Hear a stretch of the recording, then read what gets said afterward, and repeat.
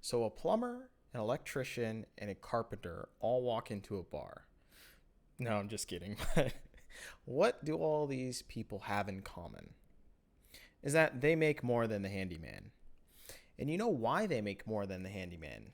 It's because they have specialized in something. This is what is called a tradesman, right? It's, a plumber, a carpenter, a metal worker, a HVAC, person, a whole bunch of different multitudes of things. Those are tradesmen, right? A mechanic, right? ASE certified mechanic. These are all tradesmen. And the reason why the tradesman gets more money than the handyman is because he decided to specialize in something very heavy. So he is basically the definitive answer, and he can solve almost any problem that you throw at him in that specific domain. Versus a handyman, yes, he can do all of those things. In fact, he can kind of fix your plumbing, he can kind of do some electrical work, or he can kind of repair your hardwood floors, etc. But the problem is that oftentimes he's going to run into a job that is too big, and so therefore you're actually going to have to hire a tradesman to do that job. Well, that's the same thing with League of Legends, is the fact that there are handyman players and then there are tradesmen players. And so I think as a player, what you want to do fundamentally is try and become a tradesman, someone that is very good at a particular thing, and they go to you for that particular thing. Whether that be you are a carry player, or whether the fact that you like to take a lot of coin flips, or maybe it's the fact that you're a really strong counter jungling jungler, or maybe it's that you're a strong farming jungler, so maybe they want that, or maybe you're a strong engaged support player. So as a player, I think you will never get your worth if you aren't in some way a tradesman. In fact, that you specialize in a particular thing, so that if and when that rolls around in the meta, now suddenly like you're really fucking deadly when it comes to this lineup, right? And now it's your time to shine. And everyone knows, within as the seasons roll by or whatnot, if it strikes this certain meta again, this guy's going to be popping off really hard. So I think one of the big faults in which a lot of teams construct their roster is they try and do it to where there are multiple handyman players all at once. That is to say, there are multiple players that can do all these things, like somewhat good, kind of good, but none of them are like truly that great at any one particular style. So then that means that they can't truly take effect of, if they want to run a team style like heavy go through mid, and your mid plays aggressive or whatnot, well, you have a handyman player mid. So like, sure, you can try and do that and he'll kind of be good at it, but he's not going to be as good as the tradesman, who may happen to be in the mid lane against you, right? He may just never be able to own up to that. And so maybe this is where you get into the whole worlds factor, to where, well, turns out all the best teams don't have all handyman players in all roles, or even most roles. In fact, they have tradesmen in each particular role, or, sometimes they'll just have one handyman player.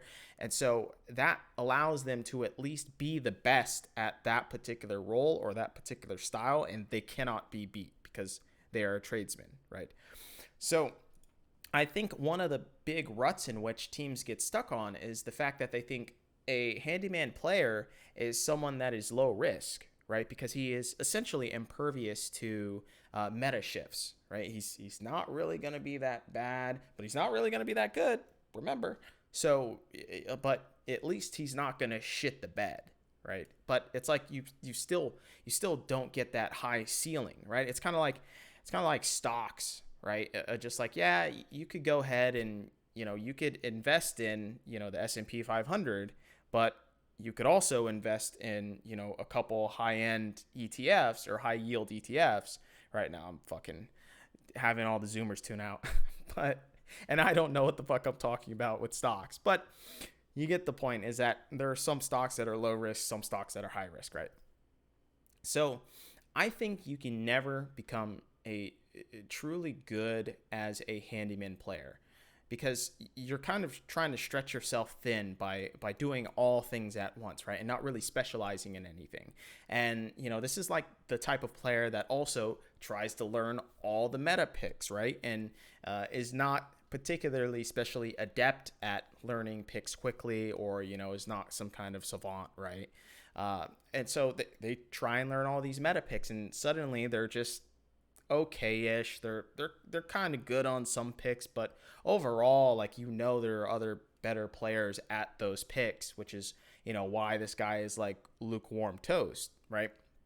And then you have these other players too, that handyman players that try and do things outside of the game, which then further degrades themselves. But maybe this is why you sign this guy, right? That he can translate for his teammates, or maybe he can do a little bit of coaching and he knows how to explain the game in VOD reviews or whatnot. Or maybe he has some strong opinions in drafting, and he has some intellect when it comes to the draft, and maybe sacrificing or moving this piece here or there or whatnot. So now you're thinking, okay, well, there are people that can do all of those things. Yes, there are, but I've intentionally left those people out because they aren't a handyman, and they aren't actually a tradesman. They're what I would consider is, now we're going into the tech sector, which is, I think they're a full stack player, aka a full stack developer.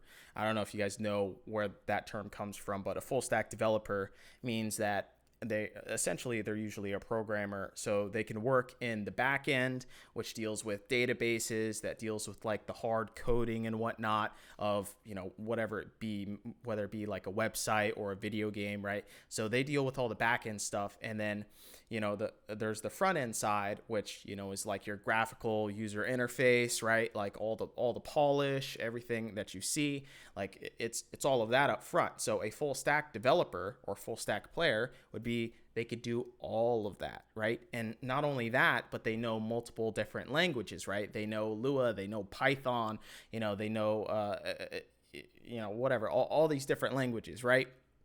So there are players like that, actually. You could already think of Faker. Faker is a full stack player. He can play every single style, and he plays it damn well, and he knows those programming languages to a very strong degree, right? Rookie, I would consider him another guy. In fact, he does know multiple languages, right? If we want to get technical about it. And he's a leader of his team and whatnot. And he knows how to play aggressive. He knows how to actually go for plays that are good plays, and still kind of temper it to some degree, but only when necessary. You have Mata, a legendary name, right? Some guy who is always around the map, that commands a presence, that can take games off of you single-handedly just by himself, and can dictate entire flows and paces of the game. And if you want to go outside of League of Legends, you have Simple. He's easily a full stack player when it comes to Counter-Strike, right? He could kill you with a Deagle. He could kill you with a USP. He could kill you with an AWP. He could kill you with an M4, an AK. It really doesn't matter. And he can play all different types of roles no matter what. He could be a lurker, or he could be an entry fragger. He can do all of those things incredibly well. But the problem is, just like with a full stack developer, a full stack player is very hard to come by. And that's why they are the exception to the rule. And you should never think that you're going to be able to employ a full stack player on your team. Just like you should never think, if you're a tech company, you're not really going to get a full stack developer, because they're very rare. And turns out they cost a lot of fucking money too, because they know exactly what they're doing at every step of the process. Same thing with these players, right? So as such, you need to consider whether you want a handyman as your player or a tradesman as your player. And you can't over-index on handyman players, which is why I say they're actually one of the worst players to even invest in. And in fact, you should be thinking about what you can, see as far as who are the tradesman players that I can get. And then maybe if I do want to round out my roster, I can then throw in the handyman player. But in all idealistic senses, you also do want that full stack player, but they're just incredibly rare.